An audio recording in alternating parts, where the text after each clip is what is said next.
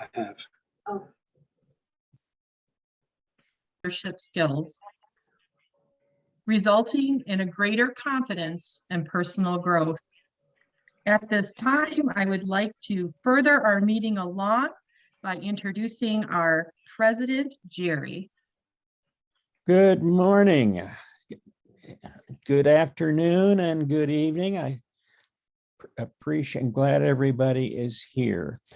Our meeting today, our theme has to do with the maritime environment, and we'll talk more about that a little bit later. I would now like to introduce Mark Walton, our language facilitator, and he will let us know about the word of the day. Fellow Toastmasters, the word of the day is eloquent. Look at the screen. We are eloquent. We are people who use the language well. You might want to think of eloquent as an adjective, which is defined as well-spoken after it has been to university. If Jerry were to move aside, we could get a technical definition because it's on his screen, but we all know what it means. Other than that, I will keep track of everybody's filler words, us, so's, you knows, except for mine. I will probably not comment on particularly good uses of the language because frankly, I expect that from all of us. Over to you, Jerry. All righty, thank you. Keep your ear open for something that you might titillate you a bit. All right, some quick business. Our secretary, our treasurer, Haritosh, tells me that several people have paid their dues. He'll be sending out in the next day or two a reminder to those who have yet to do so. And public relations, Mahir will not be here this morning, but he did say that he's getting a number of hits on our Facebook page. He actually had as many as 600 so far, and that's going very well. And I'll let Abhishek give you any updates he has on his Office of Educational Vice President. Thank you.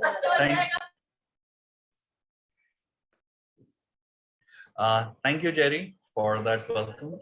From the Educational Vice President thing, I'll be shooting a mail out today, later in the evening, asking for members' willingness to become a mentor, to mentor younger members, newer members, because one of the core ideas of forming this club was to have non-native speakers, mentors from native speaking countries, and help them polish their speeches from an international level.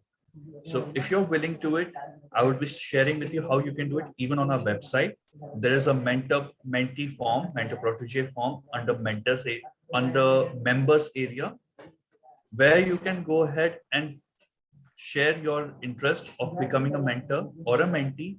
And in case of a mentor, how much time you can spare in a week and how many mentees can you take up at one given point of time. I would request everyone to do it by the end of next week. I have Deb's willingness on it. So please do it next week. We will have accordingly. Coming on to the next meeting's agenda. I just had a word with our president, Jerry, on the theme because I had certain queries about it. So it will be shared by Monday. Thank you. Over to you, Jerry. Thank you. And I was also going to compliment Debs on being the first person to volunteer as a mentor. And Abhishek, you can put me down for one of those roles as well. Do any of the other officers have anything they would like to report? Hearing none, then I'm going to introduce the Toastmaster of the day, who is me again. So I'm sorry, you'll have to put up with me 2 weeks in a row.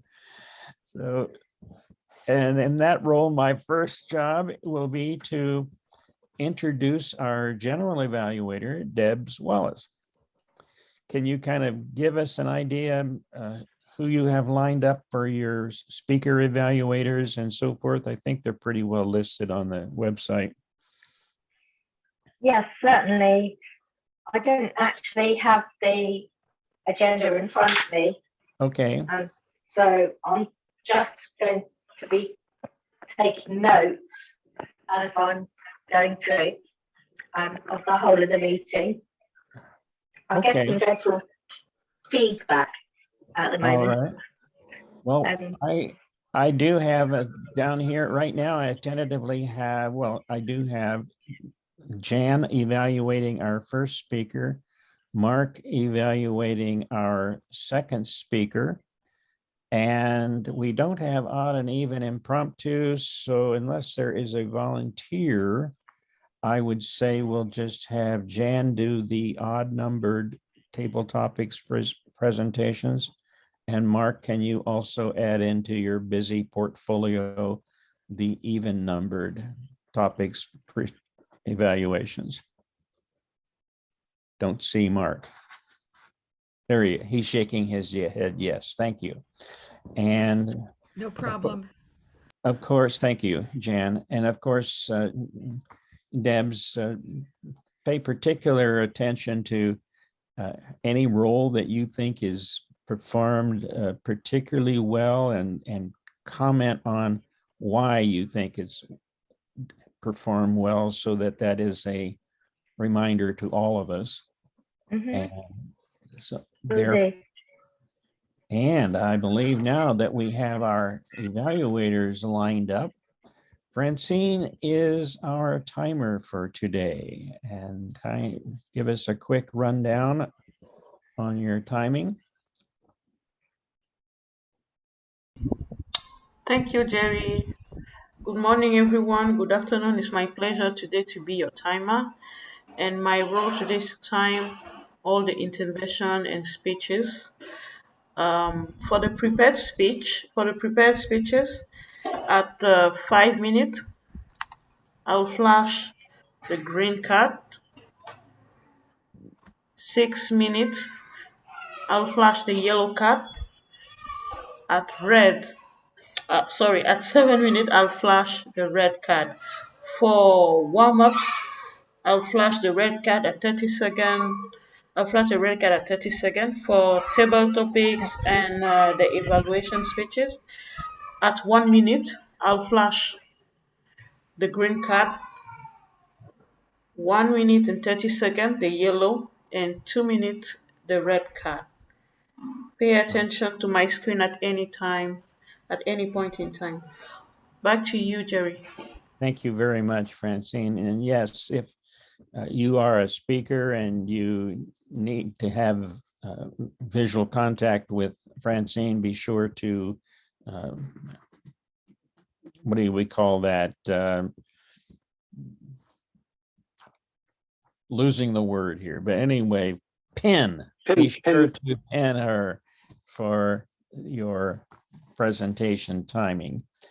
Let me see. Oh gosh, we have a joke master by the name of Kit Barrett. Oh my Lord. So let's see what Kit has in store for us today. Thank you, Mr. Toastmaster. So I don't know if any of you know, but around about this time of year, there is the Edinburgh International Festival. And this is where all of the comics, particularly from the UK and across the world, go to and try out their humor. And every year there is like a best joke of the fringe. I thought I would share with you some of the winners from the previous years. So these are guaranteed funny jokes. So the winner this year, I keep randomly shouting broccoli and cauliflower. I think I might have florets. Somebody stole my antidepressants. Whoever they are, I hope they're happy.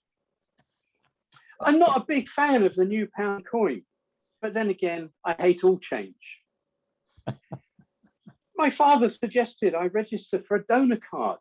I think he's a man after my own heart. I just deleted all of the German names off my phone.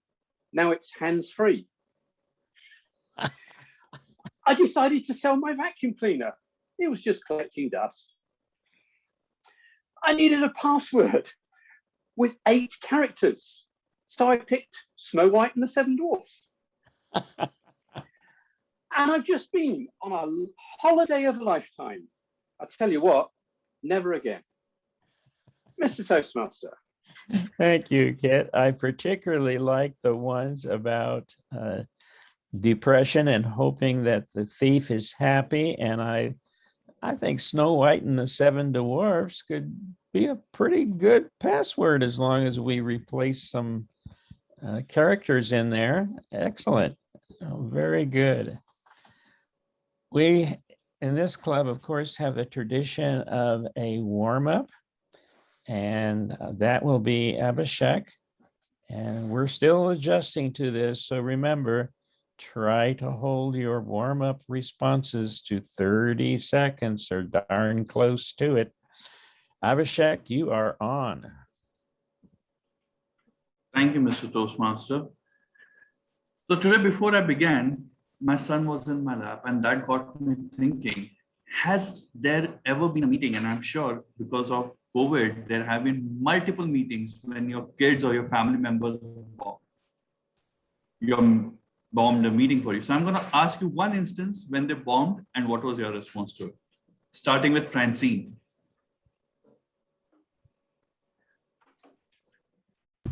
Sorry, Abhishek, I haven't heard the question well.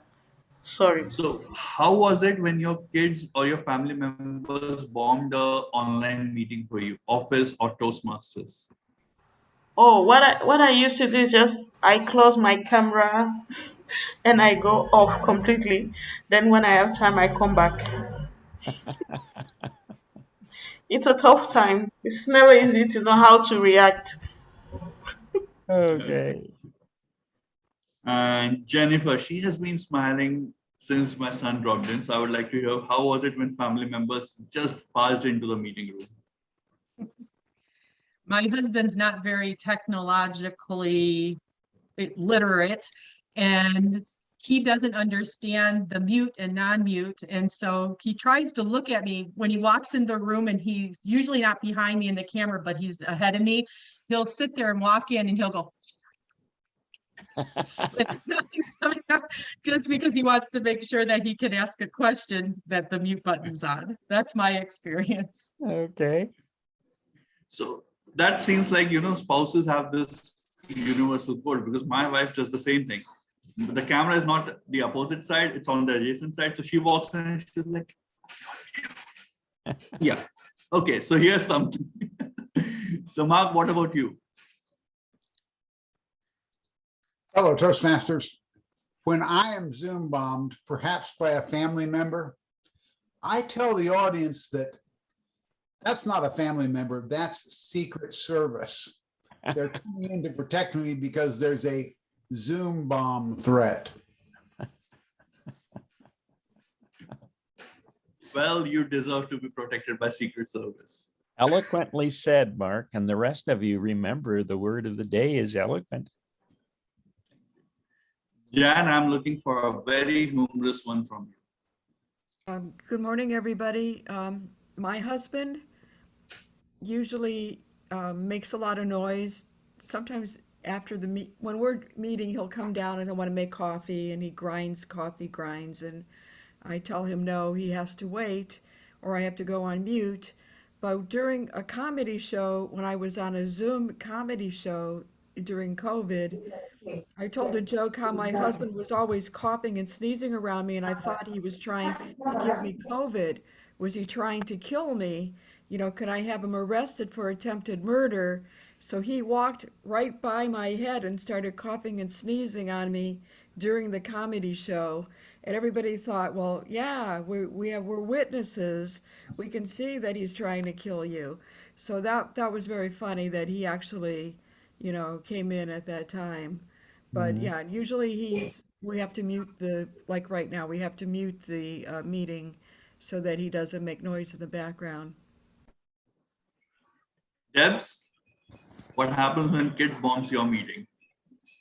Hello, Toastmasters. Kit is remarkably eloquent never ever bombs my Toastmasters meeting.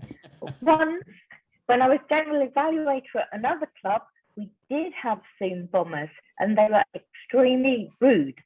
So we had to get rid of them as quickly as possible. Thank you. Thank you, Debs.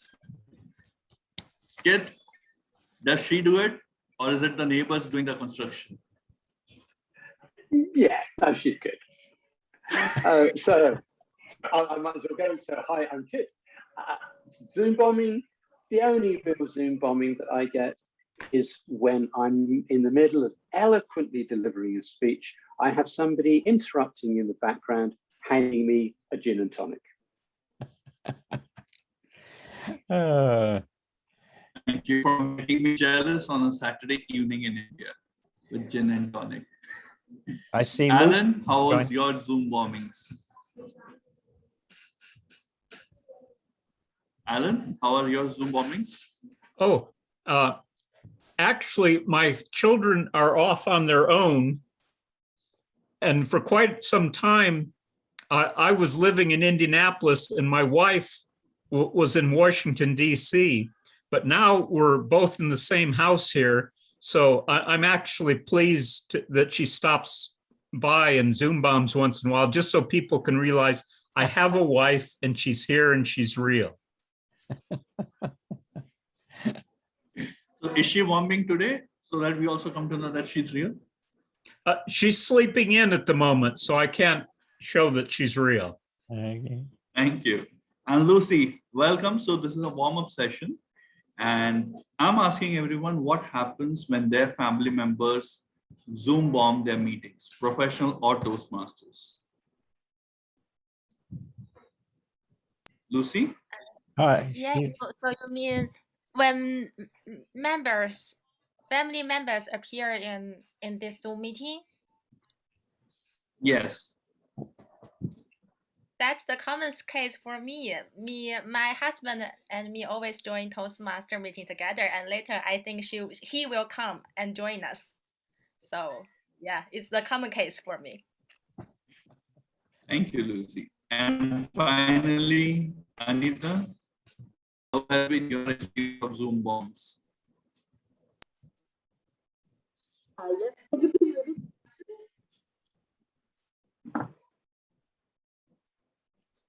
Can you hear me? Yeah, I can hear you now. It's a little rough. Can you hear me now? Okay. So can you please repeat the question? What happens to you or what is your reaction when family members Zoom bomb your Toastmasters or office meetings? What do I do when family members bomb my meetings? It doesn't bother me, to be honest, but it bothers them. So most of the time, my husband will always shout at me and ask me if I turned off the camera. So usually that's what happens. So I often get tense. Why didn't you turn off the camera? Why didn't you tell me you turned off the camera? That the camera is on. So yeah, that's what happens. Thank you, Anil. So the general consensus is it's the spouses, not the kids who Zoom bomb the meetings. We are crucifying kids unnecessarily. Over to you, Toastmaster. Thank you very much. Those were some interesting questions. I am a little bit like Alan in that don't have anybody around. My kids are gone. I don't have any cats, dogs, anything. So I can't honestly ever remember being interrupted while I'm on a Zoom meeting. So I'm not suggesting that any of you get a divorce, but if you want to assure yourselves that you won't have a spouse, it's nice to just send them out of the house, maybe. Anyway, we're moving up to our educational presentation, and I'm going to let our resident educational technological expert, Mr. Kit Barrett, introduce himself and his topic.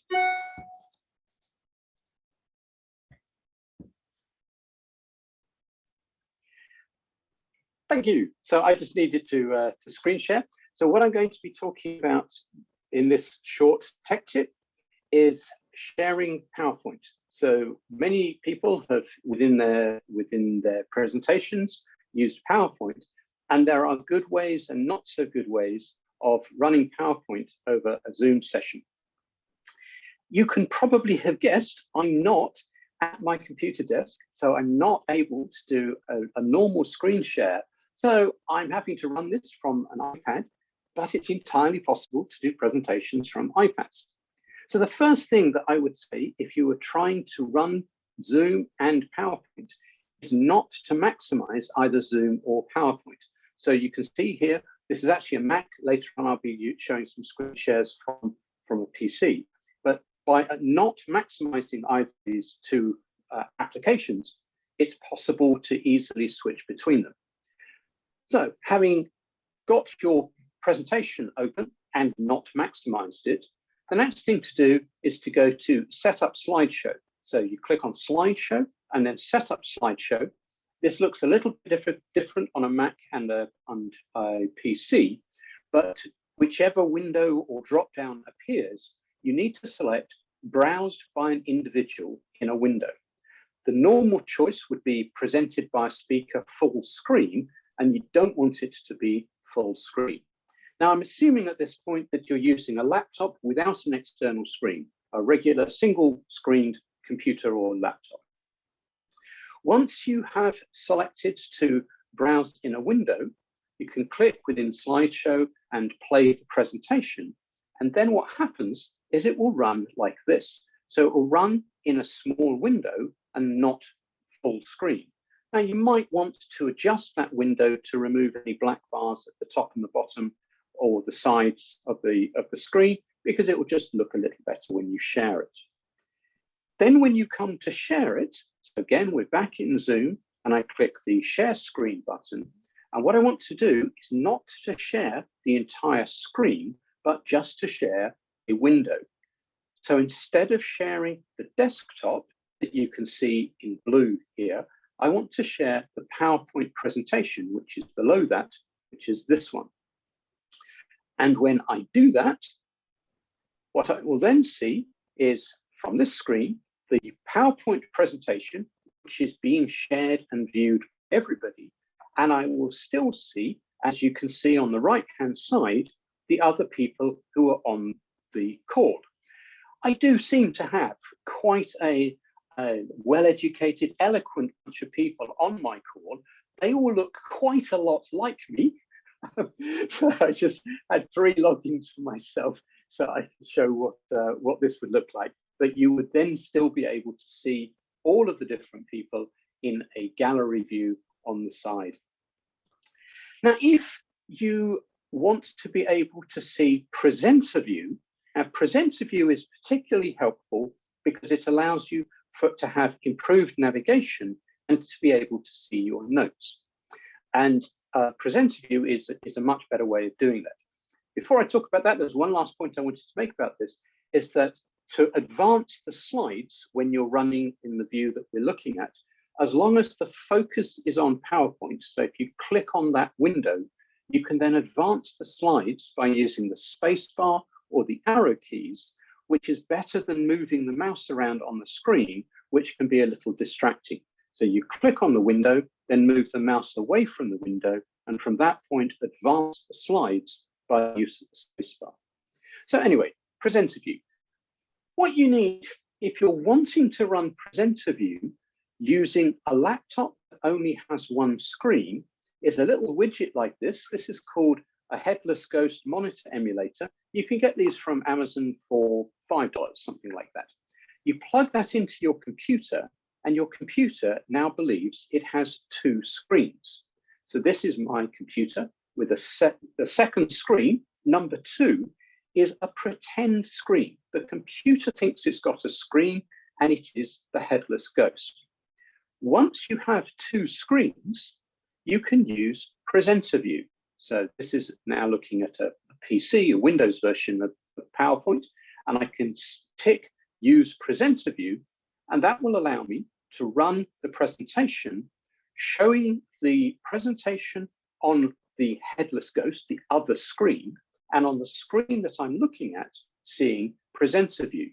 Now, unhelpfully, when you do that, it will automatically maximize presenter view, but by clicking on the restore down, which is the button in the top right-hand corner between the cross and the minus, you can then resize the window and position it like this. And so this is what I would see on my screen. I would see the Zoom meeting in gallery view or the views that I'm looking at, as you can see in the bottom right-hand corner. And presenter view allows me to see my notes, to see what the next slide is, and so on. And on the other screen, I have the view that the audience will be seeing, which is this one. And so when I come to share my screen, instead of sharing my laptop screen, I choose screen 2, which is the virtual screen, and that's what the audience will see. And so when I'm running that on my screen, I can see presenter view, as you can see on the left-hand side, and then on the right-hand side, all of the participants of the call, so that I can monitor audience reaction. And just to give you an idea of what's going on, these are both of my screens. So on the left is the screen that I'm looking at, and on the right is the virtual screen. I can't actually see that, but the audience can, because that's the screen that I've shared. Does anyone have any questions?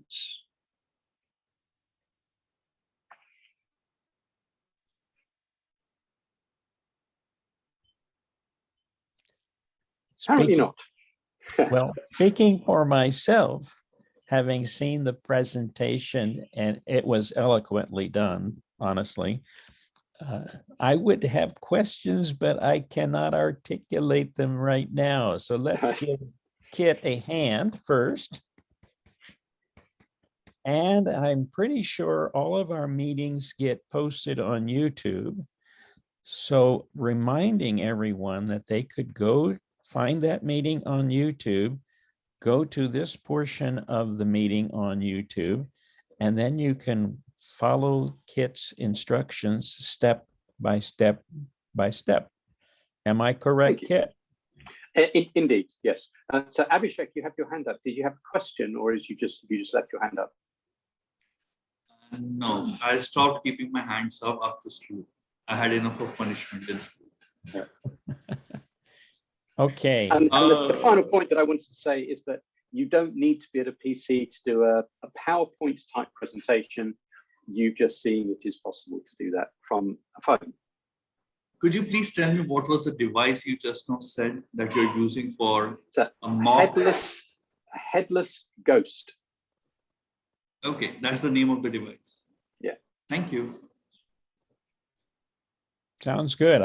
You mentioned that once before, and I was going to try and get one, and I forgot to do it. So thank you for repeating that.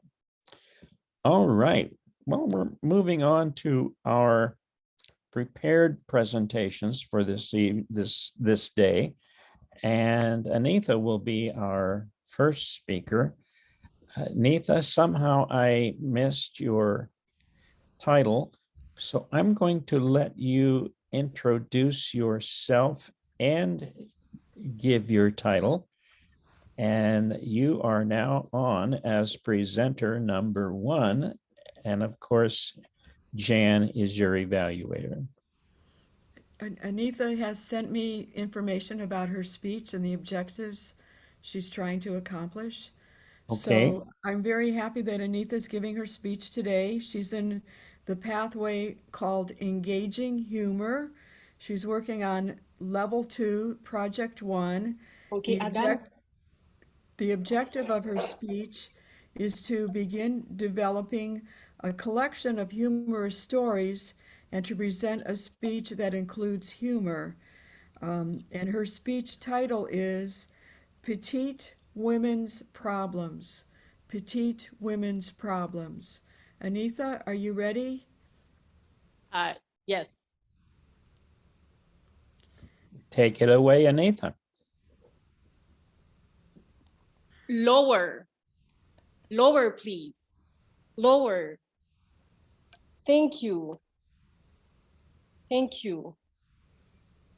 You can't possibly put the camera that high knowing I'm 5'3". 5'3" to be exact. What? Oh, you were my height at 7 years old. Thanks, but I didn't ask. You see how demeaning people are with petite women like myself? Because I'm 5'3", I mean 5'3.5" to be exact, most of the time people would patronize me and infantilize me. Last year, I picked my 6 years old at school, and his friend just laughed when he said I'm his mother. They insisted I was his older sister. He returned to school last week, and when I picked him up, I made sure I put my lipstick on and dressed like an adult. But just to find out that most of his friends from last year are now taller than me. It is tough being a petite woman. When tall friends want to show you something far away, they have to bend down to my height to point to the right direction. Then they ask, Anita, is this really how you see the world?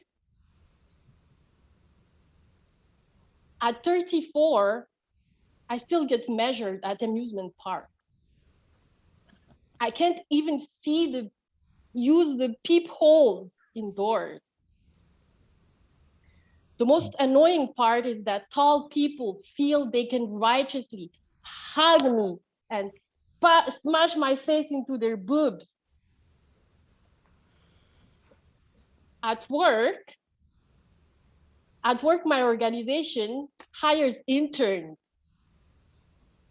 And I can't tell the number of times I am being mistaken for an intern.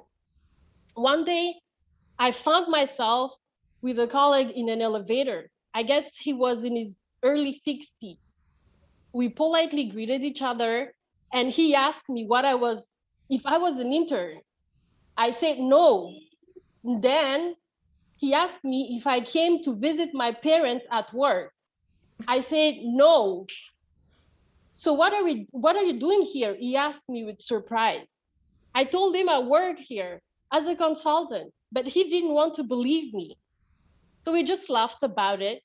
And before stepping out of the elevator, he pinched my cheek, just like adults do with toddlers. All this to say that it is challenging being a petite woman. However, interesting fact, people associate leadership with taller height, although history proves them wrong. I Googled world leaders ranking from tallest to shortest. And the shortest leader list included interesting characters like Mussolini, Berlusconi, Napoleon, Sarkozy, and Stalin. Stalin was about 5'5", if not shorter, because he would lie about his height. He ruled Russia from 1924 to 1953. He led his Red Army to defeat the Nazis in Europe, ending the Second World War. He's made fun of because of his height. He's known to modify pictures to appear taller. He built himself a customized pool of a little over 4 feet deep to suit him. And I would want the same when I build my own. Today, it is safe talking about Stalin's height, because back then, all of us would end up in a gulag in Siberia. Napoleon ruled in France and Europe in 19th century. He was known to be short, and the English thought and the English thought he sought power to compensate his lack of height. They call it the Napoleon complex or the short man complex. As for Sarkozy, he wears height increasing shoes and would stand in tiptoes in official photos. I guess that is why his top model wife always wears flats at official events with him. If that is not love, I don't know what is. On the woman's side, Cleopatra was about 5 feet tall. At 17, she was called to power to co-rule with her father. Later, she would create an alliance with Caesar to kick her brother out of power, and she would kill her other brother to become the one and only ruler. Queen Victoria was the same height as Cleopatra. She was called to power at 18 and reigned 63 years over the Commonwealth countries. All this to say that although it is difficult for me to be a petite woman, it is difficult to establish a clear correlation between leadership and height. The good news is that I'm taller than Cleopatra, Queen Victoria, and even Joan of Arc. Apparently, I am also taller than Kim Jong-il, Yasser Arafat, Mahmoud Ahmadinejad, and Lady Gaga. My husband likes to remind me that I shouldn't include my afro when I measure myself. But just like Sarkozy, I take whatever adds an extra inches to my height. Over to you, Mr. Toastmaster of the day. Very good, eloquently presented. I really appreciated the facts that you provided, particularly about Cleopatra and Queen Victoria. I did not know that. So excellent presentation, humorous and informative. Moving on to our second presentation today, our speaker will be Jennifer Weinert. Now, her title is Refuse to be Labeled. So I want all of us to welcome our fellow Toastmaster as she refuses to let the world label her and others. And she asks the question, why is it that we have to label each other? At least feel we need to do so. So let's listen to Jennifer's, I'm sure, persuasive argument as she delivers a level 3 of presentation mastery. Refuse to be labeled. I think we're going to learn something more. Jennifer. My employer. You're number 1 on the Enneagram, a perfectionist. But I feel like a number 4, an individualist. My grandfather. You're like my mother. She was a big woman too. A stranger. Ah, I get it. You're a Hoosier. My teacher. You're an introvert. A friend. You're emotional instead of I was being emotional. A coworker. You're a Gen Xer. What does that even mean? Myself. I'm shy, intuitive, a procrastinator, and I'm not so sure I would use the word eloquent. In what ways have you been labeled? Do you feel a certain way or develop perhaps an opinion when you hear certain labels? Well, if you do, then you might begin to understand the power and the nature of labels. When I was a teen, I was much taller than my peers, and I'm not so much anymore. But that meant that my parents and my coach kind of pushed me into doing basketball, which I did not enjoy doing at all. I wanted to swim. And I've always had blonde hair. In my culture, I've heard even recently an opinion about my intelligence based on that. And although I know that there's science to prove that we're attracted to each other in different ways other than our looks, it is a challenge to be seen and to see myself as attractive as a bigger woman. And in my youth, I heard I was a certain way. And like all of us, when we hear those things, we tend to integrate those into our own identity. Now, within societies and governments, businesses and religious institutions, they might employ certain labels, maybe good or bad at this or that, to improve perhaps relational aspects. But I challenge that labels might create bias and separation, because I hope to show you that they limit our ability to see and be individuals. Now, labeling is an evolutionary tool for us.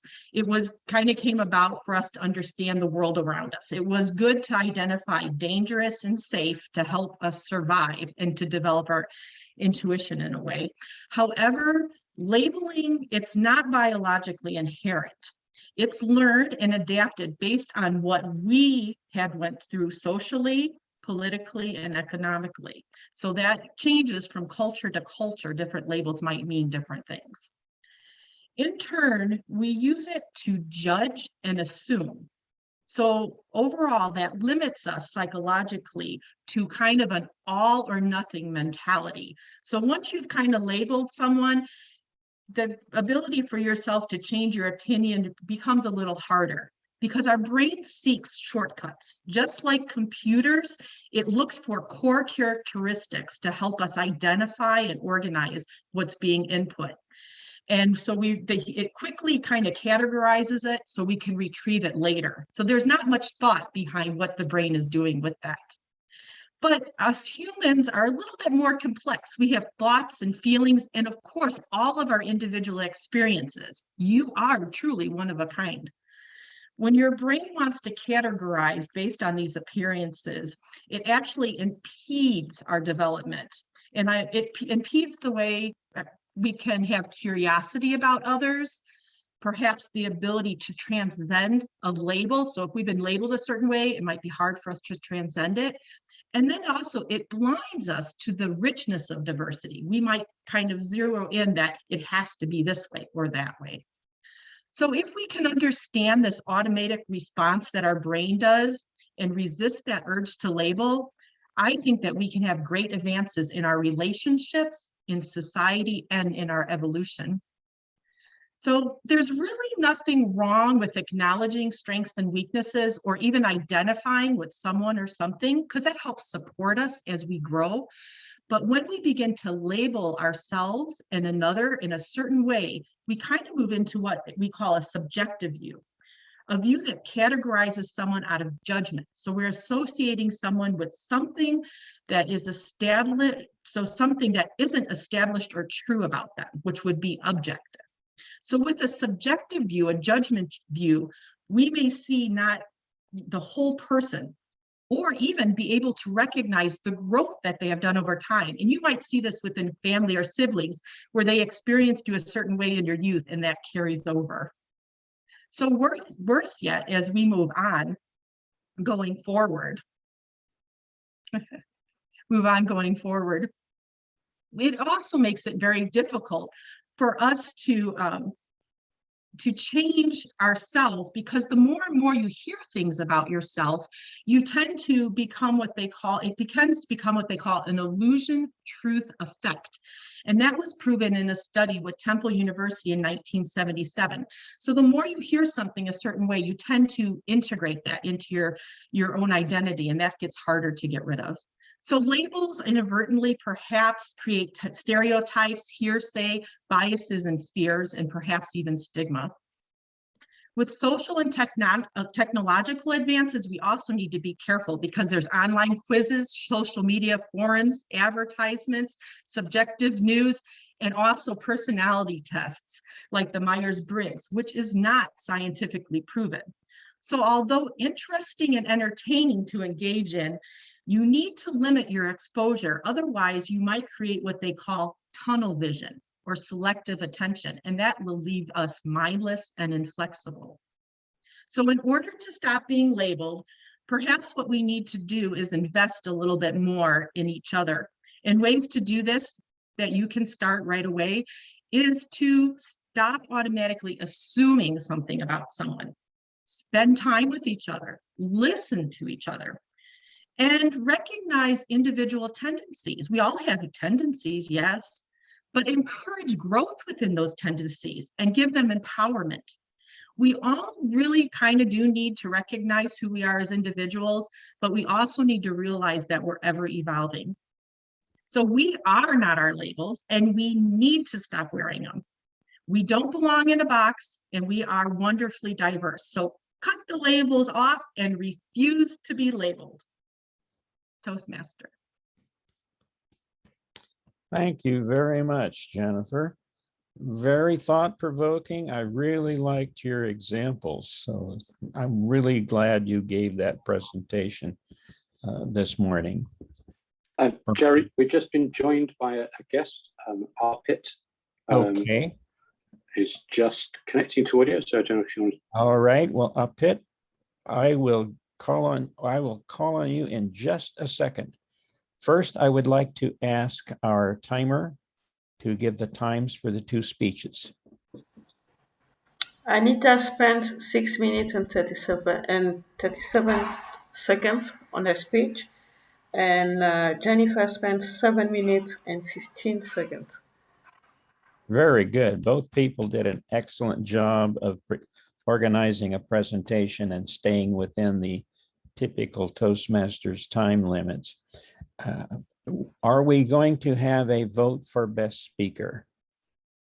There it is.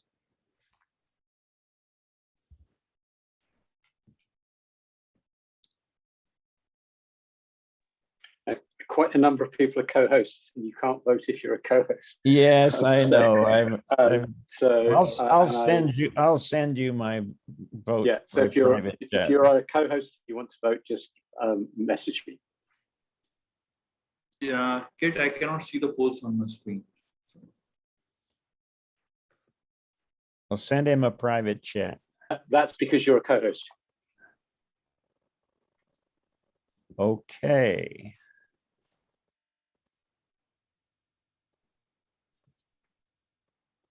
I see you have 8 of 8. Yeah. So I responses. suggest, yes, I suggest we move on, and anybody wants to send any additional votes to me, if you are a co-host, please just message. Okay, well, we do have a guest who has arrived. Arpit, would you like to introduce yourself? Yeah. Hi. I'm Arpit, and I'm working for Government of India, and I came to know about Toastmaster through my wife. So, and I wanted to join Toastmaster. Very good. Well, thank you. I'm glad you joined us this morning. And I will call on you again at the end of the meeting to sort of give your observations on what your experiences were like with us this morning. Sure.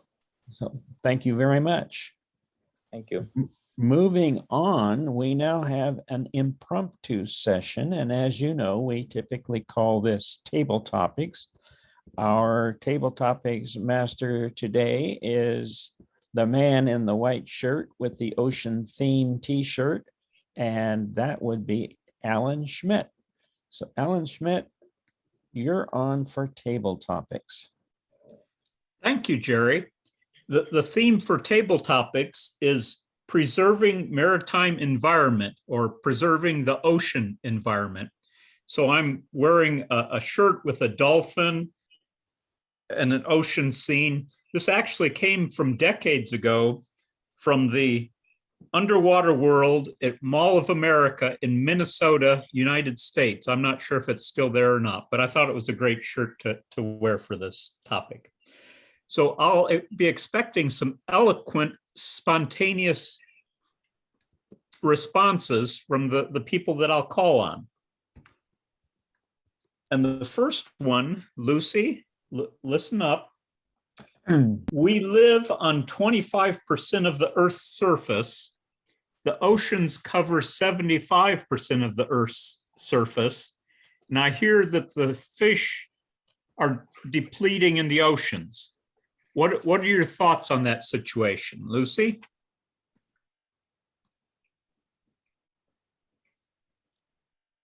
Thank you for your question. Um, Thank you for these statistics. Human being occupy 25% and fish and the ocean occupy 75%. I remember when I listened to the news, I see actually most of the fish died because the plastic bags. So they didn't know what it is. So they just eat them and their stomach cannot digest those plastic bags. So I think for us human beings, it is very important for us to just stop throwing those plastic bags everywhere, especially when we visit other countries. Some very beautiful countries like Philippines, their oceans, their beaches. When we finish the food, when we have like hamburgers, French fries, just stop, just collect those plastic bags and throw them into the trash bin. So I think that is everyone that we can do as long as we realize it really causes death of fish. It really makes fish distinguished from extinguished from the world. As we realize that, that is something at least that we can do. That's all. Thank you. Thank you, Lucy. The next question will be going to Francine. Francine, what are some of the ramifications of chemical and plastic pollution in the oceans? Francine? Some of the ramification of chemical and plastic pollution. I think there are many ramifications to plastic pollution. The number one cause I see is Lucy already alluded to it, is the fact that the fish and all the living creatures in the sea can eat them, and the problem is that they can't digest it, so they get sick, they die, they can't reproduce themselves. And the next thing that will certainly happen is the extinction of all those species in the sea.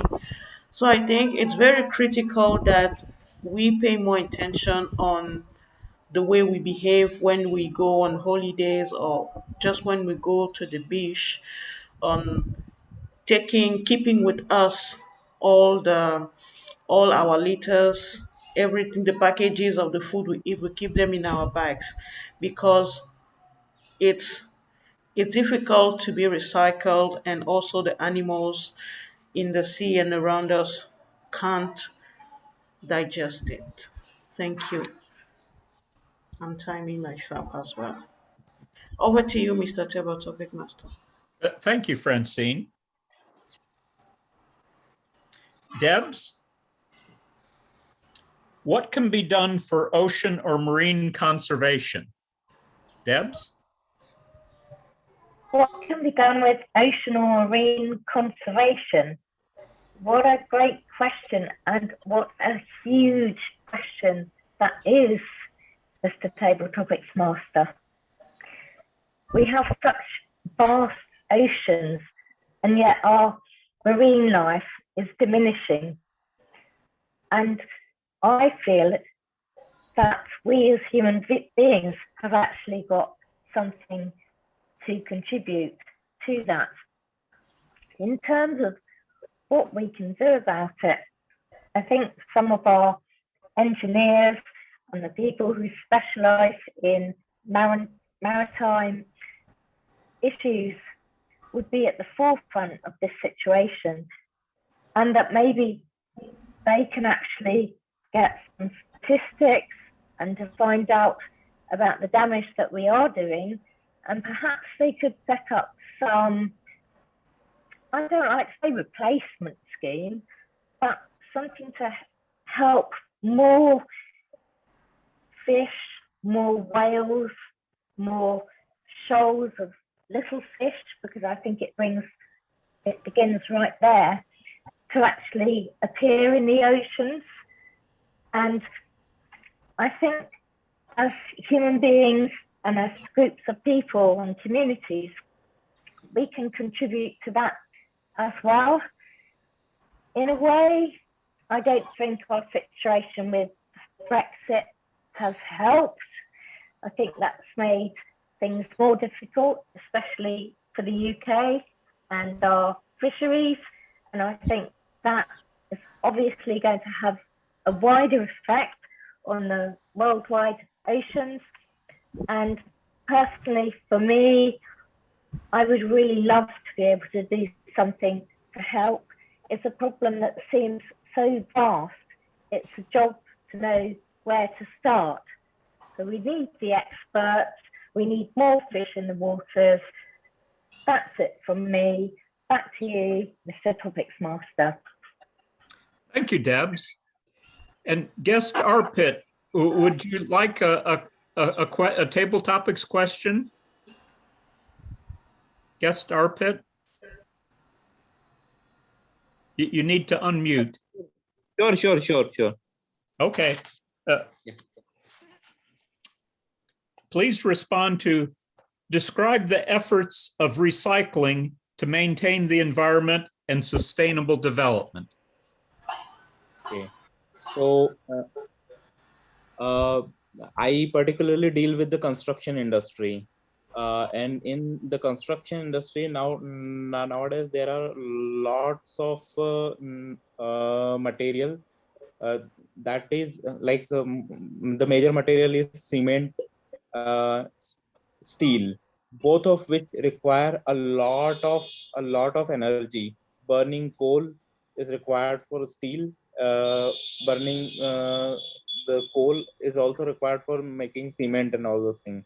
So all that energy is wasted. So what we are trying to do is to recycle that material back into the construction, so that the total carbon consumption, ultimate carbon consumption is reduced in that way. So in this way, recycling is having a lot of impact in the construction industry, which I am dealing with. And also for other industries, it's all the same way we have to reduce the carbon footprint. So it's very much essential.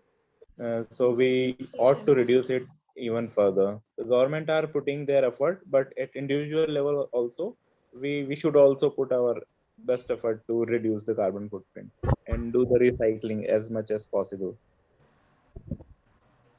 Thank you, Arpit, for an eloquent response. I believe we still have time for one more. Yes. Abhishek, could you comment on coral bleaching? Is that due to temperature or pollution? Abhishek?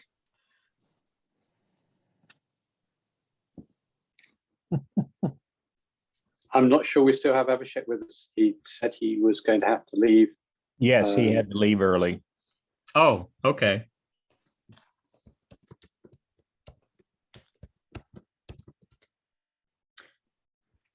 Is there someone else that wanted to comment on ocean bleaching as far as temperature and chemicals?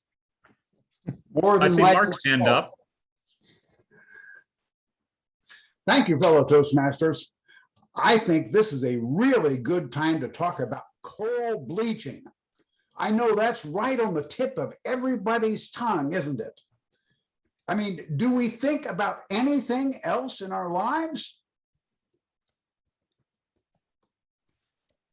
Possibly, just possibly. But the idea that corals, who I think rather highly of, are going around and bleaching their hair into different colors, I am against that. I am strongly against it.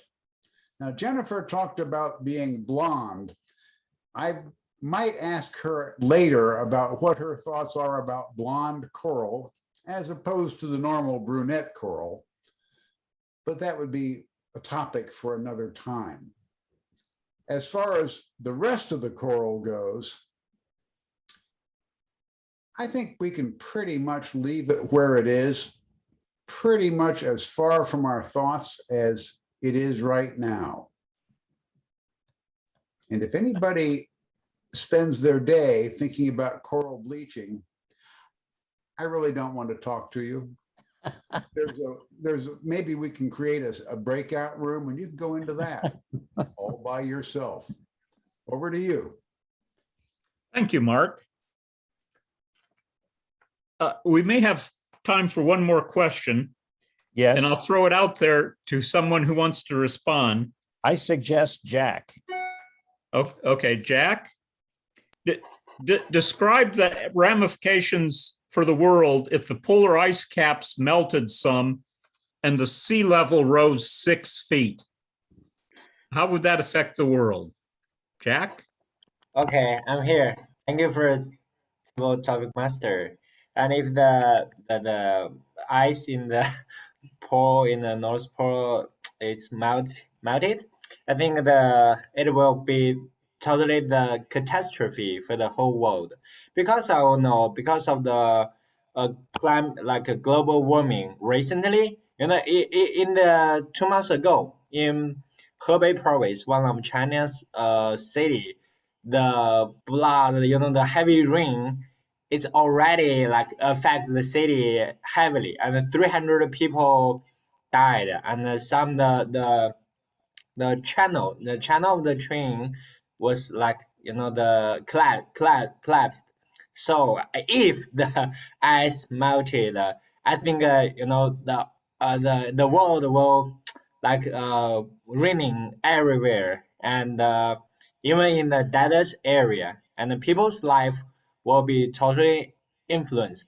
And for me and Lucy, because we're living in Beijing near the coast area, like in the in the New York, like that in the US. So we will back to our hometown, another in a high place, and I think maybe it is good because the well-educated people will move back to my hometown, the past the poor area. So the place will become the richer place, wherever we have like educated people, the economy of the place will be better. So, and I think also after the catastrophe, people's awareness of climate will like better, people will learn a lesson and know how to protect our environment. Over. Back to Toastmaster. Thank you, Jack. I think everyone has eloquently responded to the spontaneous questions. I return control, or do I call on the timer? I don't have a schedule. I call on your timer and then ask for the vote to be taken. Okay, timer.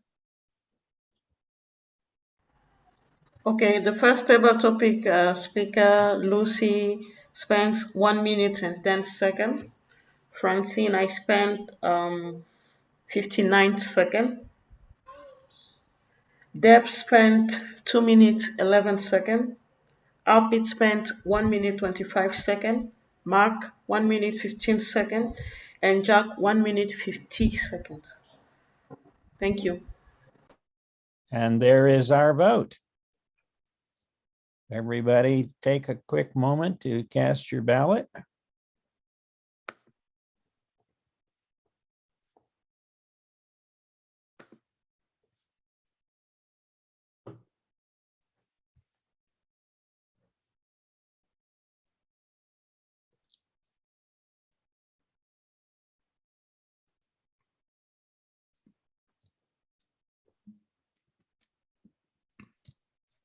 Yeah, we can carry on. Okay. Let us know when you have all your votes. My screen, the ballot does not disappear. Yeah, no, we're good. We're good? All right. Yeah. Excellent. Well, we've had presentations, we've had informal or impromptu responses. Now let's move on to some evaluation.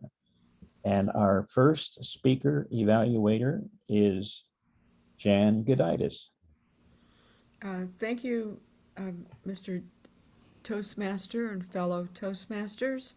I had the pleasure to evaluate the eloquent speech this morning, and I would like to say I There you are, Anitha.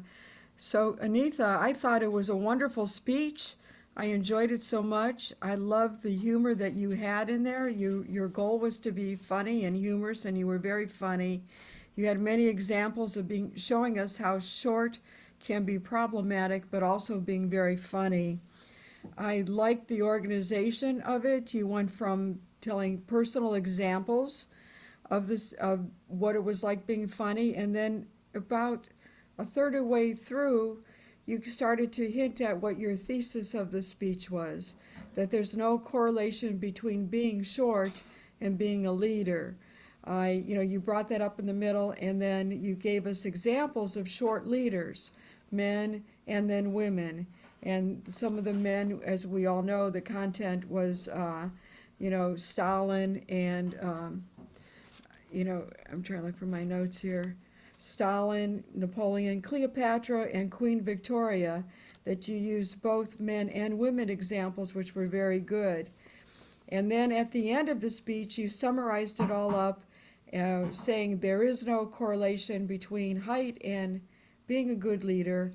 And then you went to how your husband says maybe you should include your hair on the top, which was very funny. I thought that how you might challenge yourself is, I didn't know until the middle what your thesis was, until like a third through. I don't know, maybe you should have brought that up a little bit earlier. Does being short make others not see me as being a leader? People look down on me. Do people look down on me because of my height? Or do people look down on me because of their leaders' opinions that short people can't be leaders? To challenge yourself, I don't know if you ever heard the song Short People by Randy Newman, and you could ask people to unmute themselves so you can hear the laughter. And you made a list of all the examples of how it's a disadvantage being short, but make funny examples of how it's an advantage too, just to add to your humor examples that you had. But I liked it a lot. I thought you did a great job in adding humor to it, and it was a very fun and informative speech this morning. Thank you very much. Thank you, Jan. Thank you very much. Yes, and a good evaluation. And once again, I really enjoyed the presentation.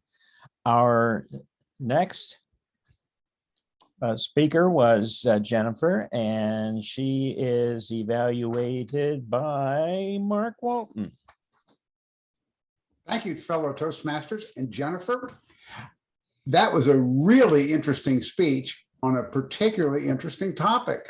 Congratulations on picking a winner for us all. I want to start off with quite a few things that you did very well.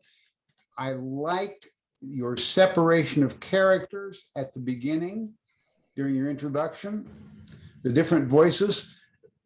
In person, you could have moved, but on the camera, you did about as well as can be done. So I like that very well. I have a suggestion for you. You might pause a bit between the character voices. That might have helped just a little bit. Jennifer, you had lots of gestures, many of which were extremely well done and really illustrative of what you were describing. I liked them a lot. Unfortunately, many of them were just a bit below the camera. So bring them up here a little bit. And one thing that you can't see, but we could, some of your gestures were so fast that I suspect it's called frame rate, could not keep up with you. I think on Zoom meetings, a slower gesture is probably a better one.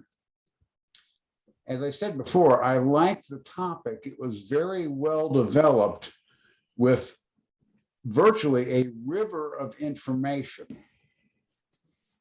Now, here's where I want to make an opinion. You had so much information coming at us so fast that it wasn't coming across as well as I would have liked to have it. I would like to see some organization in which you decide what's important and what's not, what's vital, what has to be said, pause after those points, and drive home your points with more strength. personally, I think that would make the speech stronger. And I will then mention the conclusion, which I did not think was strong. It was too abrupt. If you had a different organization, I think that would have jumped out to you. You could have tied it into your introduction. I think that would help you when you do this important speech again. Thank you. Very good. We have good evaluations in this global online advanced Toastmasters. GOAT. Now, table topics evaluation. I believe Jan had the odd numbered speakers, and Jan, you first. Thank you again, Jerry. So the first person was Lucy, and it was about the fish being depleted in the oceans. I like the fact that you restated the question. I do that all the time too, to give myself a couple seconds to think over my answer. You identified the problems of why that is happening, which was great. You were quick on your feet to come up with a response. You talked about plastic bags, and you gave a solution how we should keep trash out of the ocean. Your summary at the end was good. You were very enthusiastic, and you had a lot of clarity when you were speaking, that we understood what you were saying, but I would slow down your pace a little. It was just a little fast, maybe compared to some of the other speakers, like Mark is more slow and deliberate, but maybe be a little slower and put more emphasis in the points you're trying to make. The second, number 3, the person that I evaluated was Debs, and about conservation and marine life diminishing. That I liked the fact she used new words that I've never heard of, like replacement schemes, and she used the maritime, which was our theme. She used that in there, and she came up with a new solution, having fisheries. I thought your vocal variety was good, and I also thought your pacing was very good. And I just like the way that you ended it, back to you, and it was an ending that was very clear. Number 5, the fifth person, chloral bleaching, and that was Mark. And Mark, you didn't answer the question. Aren't you a content expert in chloral bleaching, whether it's caused by temperature or chemicals?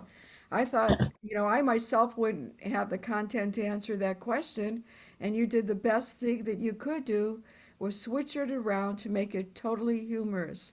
You were sarcastic, isn't that on everybody's mind in the morning? If not, why not? Or what's wrong with you? Or if you do have that on your mind.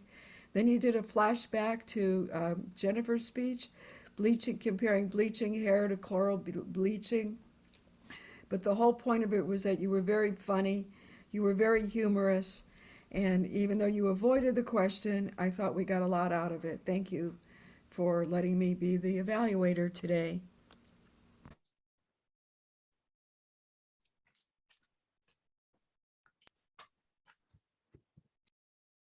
Oh, thank you. It caught me thinking about coral bleaching there.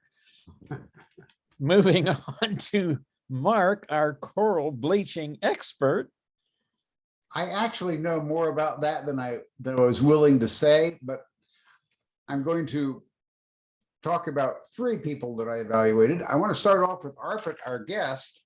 Arpit, thank you very much. This is the time when we evaluate or give comments on what was been done. Arpit, you spoke with a lot of confidence for a first-time visitor to a Toastmaster club. You were well animated and had good eye contact with the audience. Now, the audience is your camera, and you've got that down pat.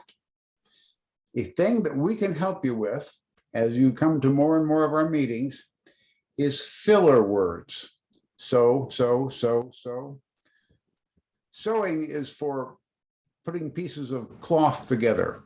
We'll teach you about that. But I want to thank you for volunteering and for such a good response. Now I'm going to move on to the rest of us. Guys, we did horribly. It wasn't our fault. We were asked questions requiring thoughtful answers with specific information which we did not have.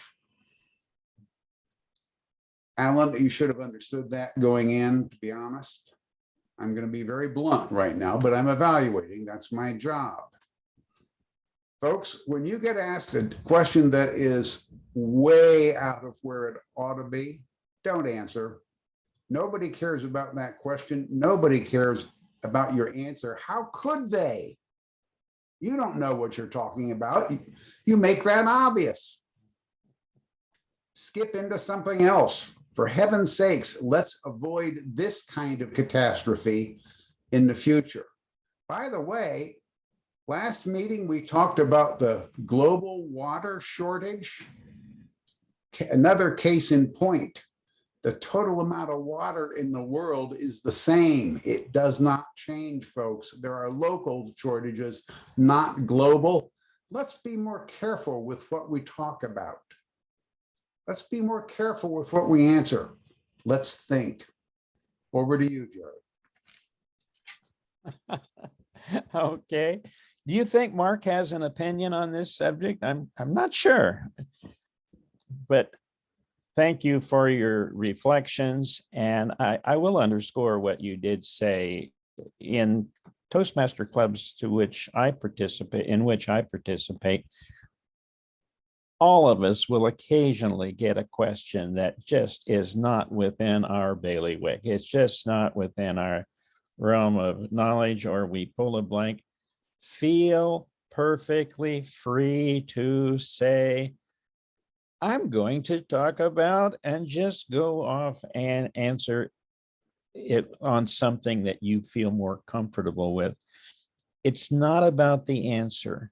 It is about our having an opportunity to organize some thoughts on a topic and practice our presentation skills on Zoom.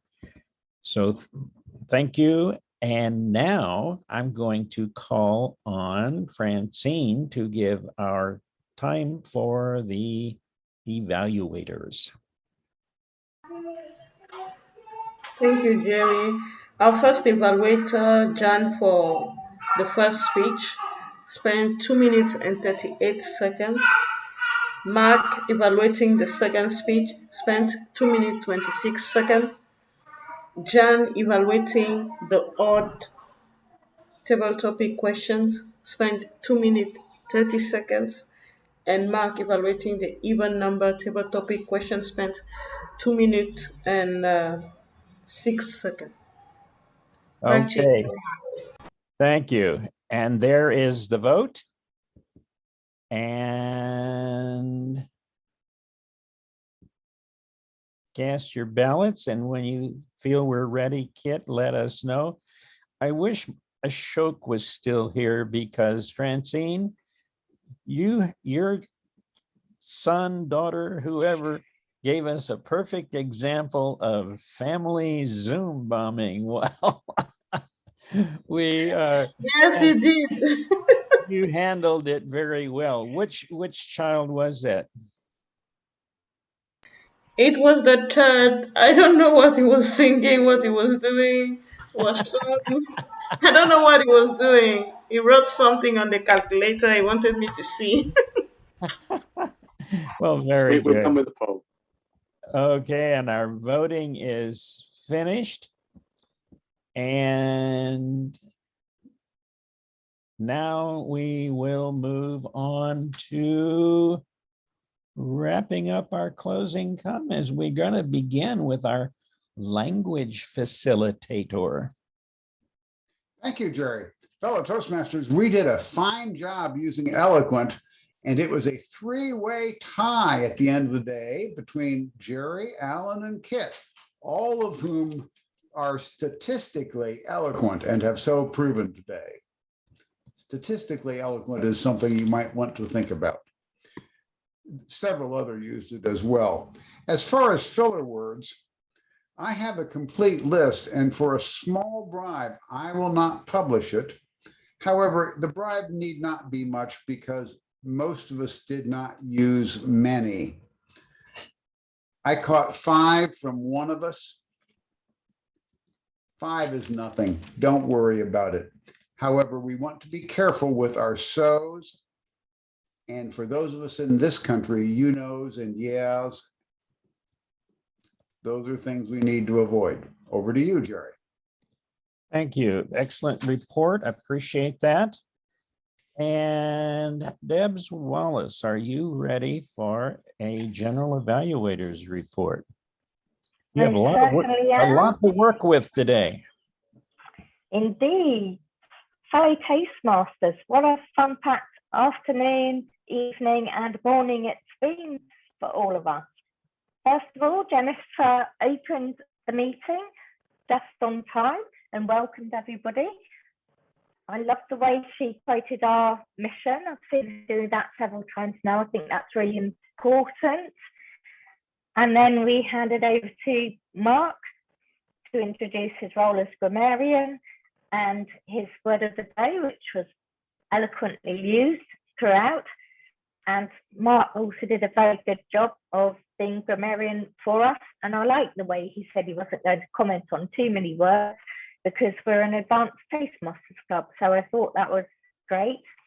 Then we moved on to Jerry, our president, and Jerry welcomed us and talked about Mahir not being with us, but talked about those fabulous 600 hits he's had on a Facebook page. I thought that was really encouraging.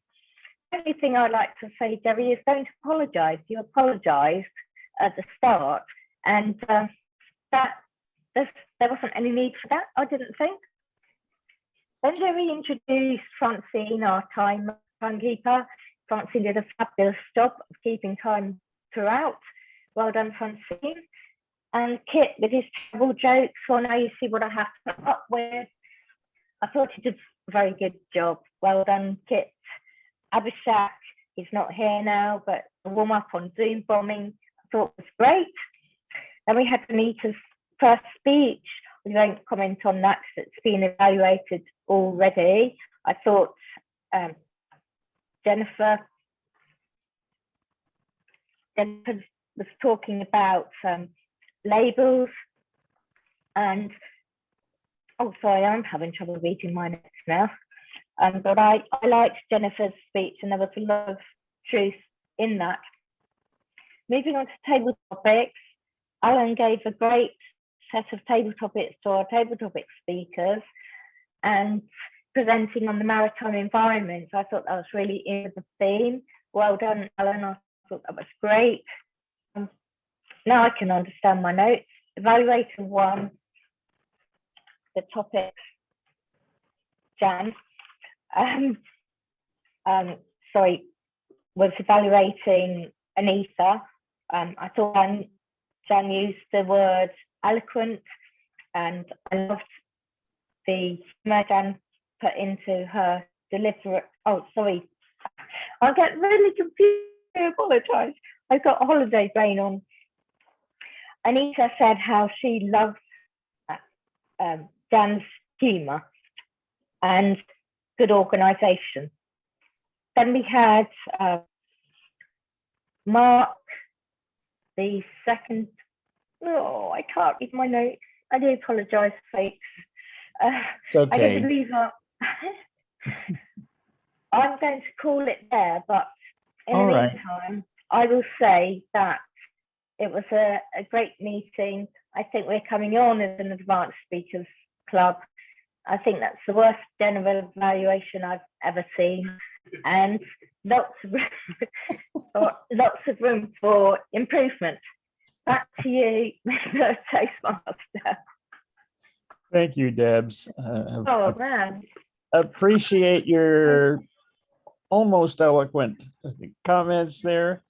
I do agree. We had some parts of our meeting that I felt went very well. Our speakers did a great job of being within time, something we should all work on. I like the way that Francine used the timing, and for the speakers, that approach of a quick flash by screen share and turning it off probably was the best way, particularly if the speakers were not able to see you in and on full screen. But again, I thank you all.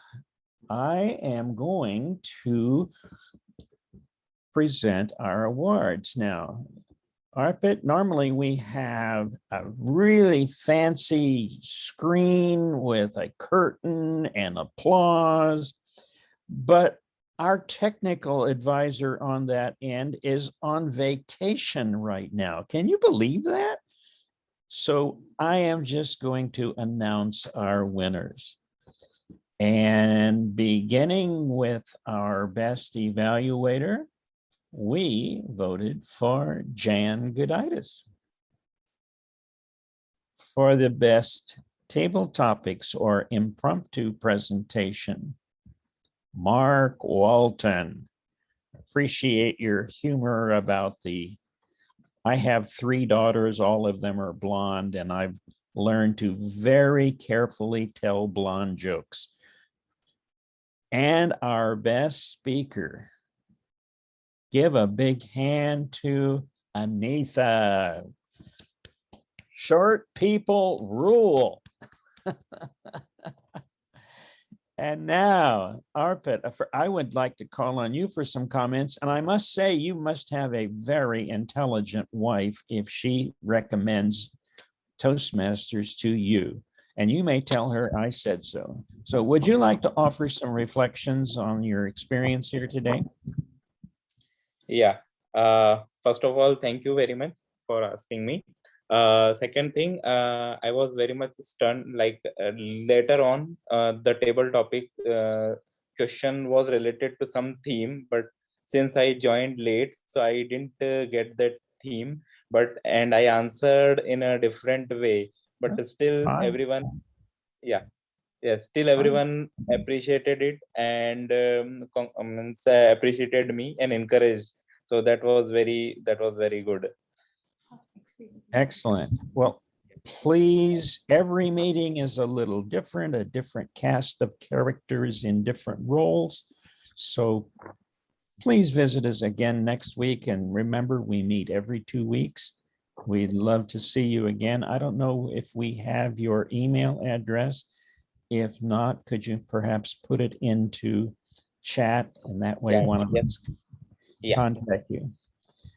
Next week's meeting, not next week, October the 2nd. Okay. And we will, our agenda will be formalized by Ashok within the next couple of days. We have a volunteer for a speaker, and that would be Jack Wynn. So we're going to do our very level best to get him worked into that. Really good to see both you and Lucy this morning. Lucy, perhaps if Jack's here, like you say, then you're usually here too. So maybe you can let us know a role that you would like to be assigned to. With that being said, what an eloquent meeting. Again, Arpit, thank you for joining. Francine, thank your son or daughter for attending as vicariously. And Kit and Debs, you have a great holiday. With that, meeting is adjourned. And we'll be online for a few minutes for people to just chat if they would like to. Okay. Thank you very much. Wishing you a good weekend. Bye. Take care, Francine. Bye. It's quite a challenge trying. So I was being Zoom host as well, trying to Zoom run from an iPad and phone. It's an interesting challenge. It's a challenge. I have an iPad as well, and it's not only the smaller size, but the layout for the controls is different on an iPad, as you well know. And that's a challenge for me as well. Yes, quite. So, well, Jack, you and Lucy, what's been going on over there for you all? Yeah, Jerry, thank you for asking. And because I'm a teacher, so recently it is like a school season, so I was a little bit busy. And Oh, also, sure. I'm so sorry for I missed a lot of our wonderful global meeting because I was being another club's member in Beijing. So our time is, conflict. Their Yes. time is actually is we are on schedule, our at night, and I can come to our meeting. But most of the time, we are behind on time. So it's hard to decide, which one to yeah to take. But I really enjoy two clubs atmosphere. Yes, and I really also happy to see all the friends here. Great. I know you have told me, but what subject do you teach? You guess. Actually, English. Oh, well, I can see that. I can see that. You do Yes. very well. You do Thank very you, Jerry. well. Thank you. Now, And I just teach do the you junior. do both written and oral English? Do you have your students write in English? Yes. How, Junior high school student, about 13, 12 years old, like 12 or 13 years old. oh, well, I was a professor too, and I will say one of my least favorite activities was reading student papers and commenting on them. So you have my encouragement and my sympathy. So, and Arpit, does your wife belong to Toastmasters? No, though she doesn't belong, but she always wanted to. So now she's also with me, and we both are watching this. Yeah.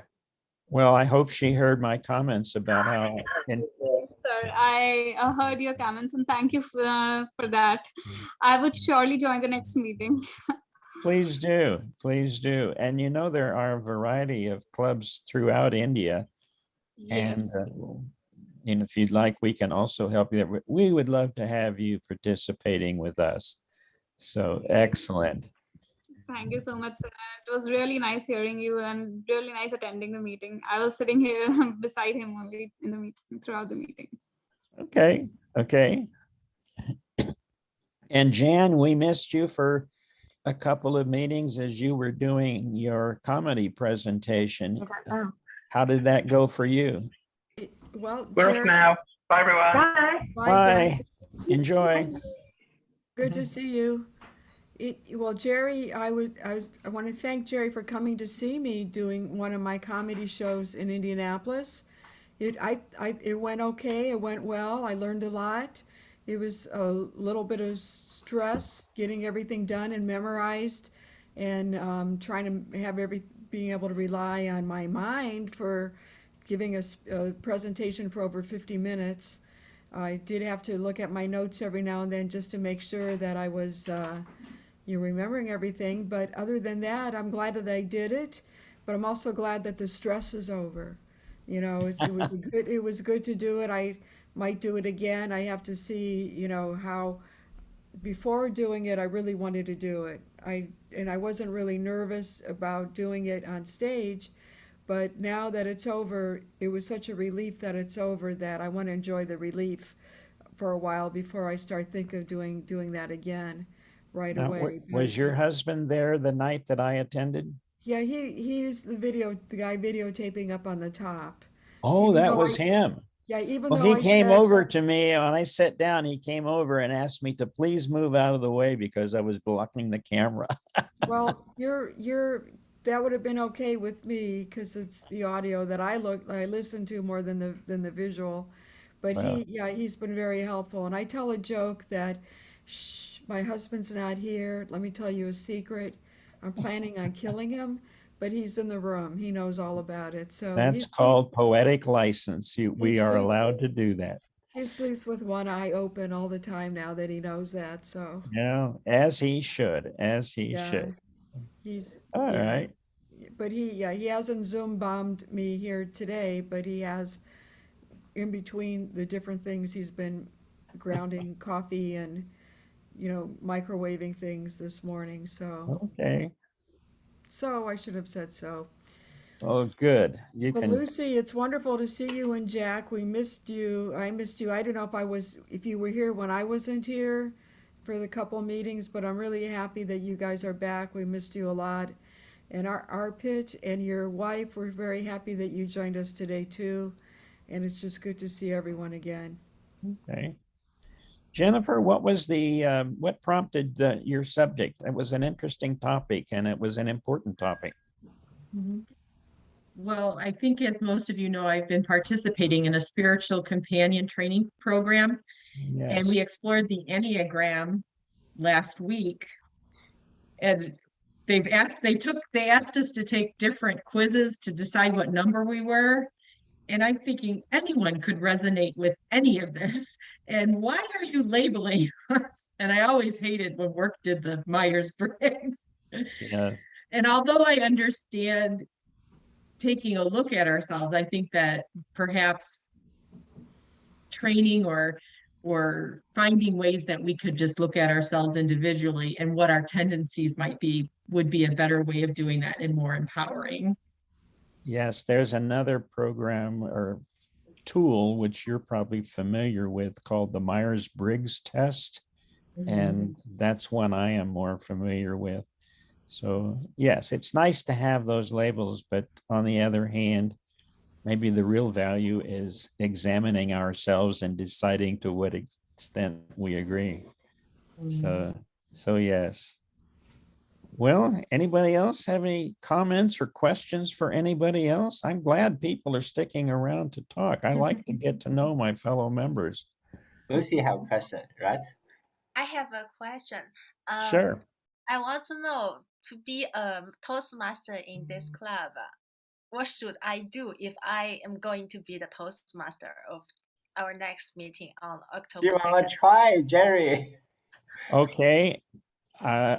We have a published agenda online. What I do and what I did this morning is I go through and I type everything out in large print because my eyes need that. And then I follow myself through. We don't have to be exact, and everyone is very helpful. I will send you I'll send you what I wrote out for myself, and then you can look at it. Would you like to be Toastmaster next meeting? Or would you rather wait a meeting or two? Sure, I'd like to be the Toastmaster for our next Okay, one. I'll send that to you here shortly, and you can sort of see how I do it, and then you can, of course, do it however you choose. We all are entitled to unlabel ourselves and do it in our own unique Really a way. challenge. Yeah. Hey, thank you for volunteering. I'll be sure and let Abhishek know about that. All right. Well, enjoy Well, your day, everyone. yes, for me, it's late morning, so I have a whole day ahead of me. And I guess for you in China, it's probably time to think about getting some rest. Jerry, you know what? In China, we have a 3 days holiday recently. Just start from tomorrow because it is a traditional festival. We call it Mid-Autumn Festival. Yeah, Mid-Autumn Festival. In this festival, you know, in China, the moon, it is a symbol of united people, family getting together like a moon. You know, during this day, the moon is not half; it is a full moon. So it is a symbol of united. So Is this during this where, time, yeah. do you have those moon cakes? Am I? Yeah, sure, exactly. We will Okay. eat it. You know, now that you mention it, there was a man that had a restaurant close by, and I used to stay around after the restaurant closed, and his name was Jack also. And he introduced me to the moon cakes and told me about them, but I did not know it was associated with a specific festival. That's neat. Yeah, we eat a moon cake during the Mid-Autumn Festival. Well, it's too bad you can't get moon cakes to Yeah, all yeah, of us. that is I have Jack. moon cakes. In Yeah. my other Toastmaster club, I mentor a young girl, Yu Shen, from Taiwan, and she brought Oh, over 6 different moon cakes with different designs for my husband and I. And okay. she's very, very, I learned a lot from her about everything too. But yeah, I have moon cakes to eat today too. They're all different designs and they have different fillings, she told me. Yes, So, it's so beautiful. Hope yeah, you will like the taste. yeah, the I'm taste, yeah, glad you mentioned that, Jan, right, because in see, my Thursday night club, we have 3 members from China, Shui Zhou, Su Wei Tan, and Wei Wei.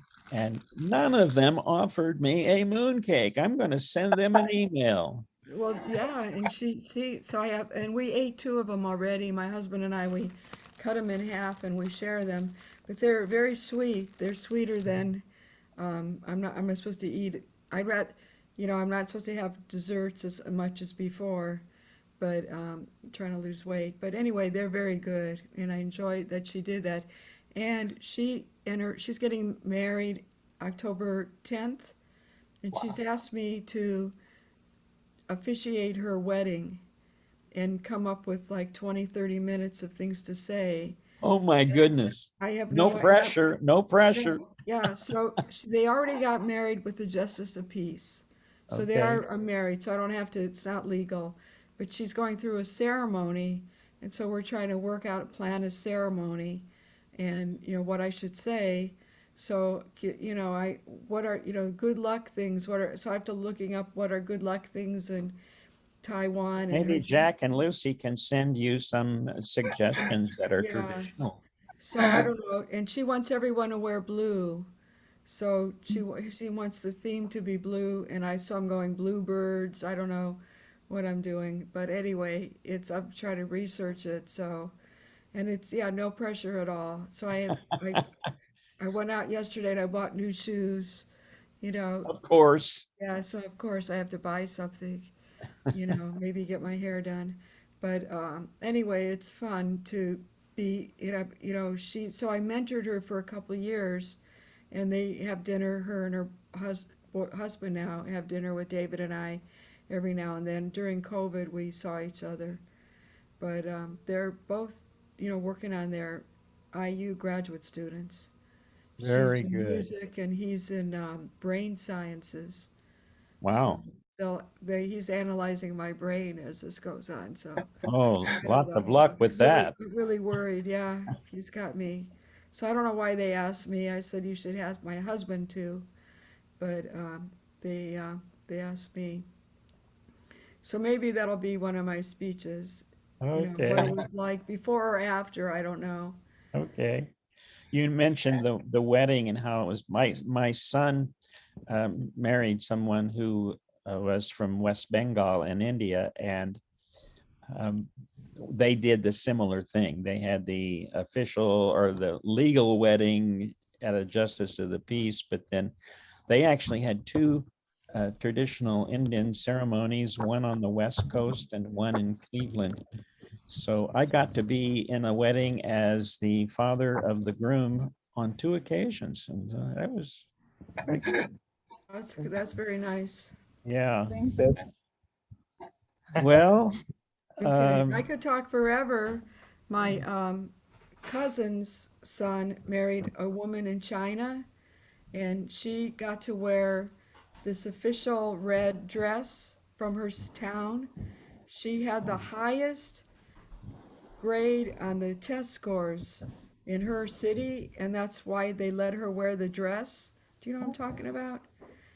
She was special, and then for her wedding, she got to wear some ceremonial dress from the city in China where she lives.